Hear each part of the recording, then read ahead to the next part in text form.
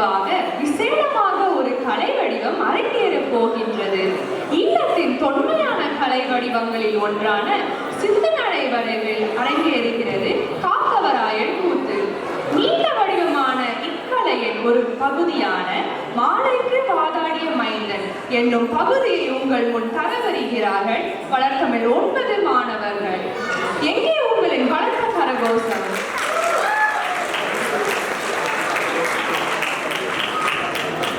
அனைவருக்கும் வணக்கம். தமிழருடைய பாரம்பரியமான கலைகளில் ஒன்று கூத்துக்கலை.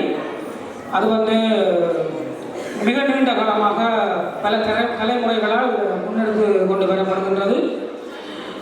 சாதாரணமாக ஒரு இரவு முழுவதும் நடக்கும் அந்த கூத்து, அது காத்தவராயன் கூத்து என்பது மிகவும் பிரபல்யமான ஒன்று.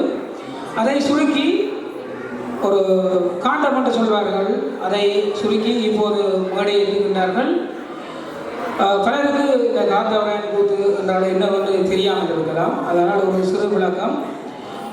முத்துமாரி என்கின்ற ஒரு தாய்க்கு ஒரு மகன் பாலகாத்தான் என்று சொல்வார்கள். அவர் வளர்ந்து வேட்டையாட செல்லும் போது ஒரு பெண்ணை பார்க்கின்றார்.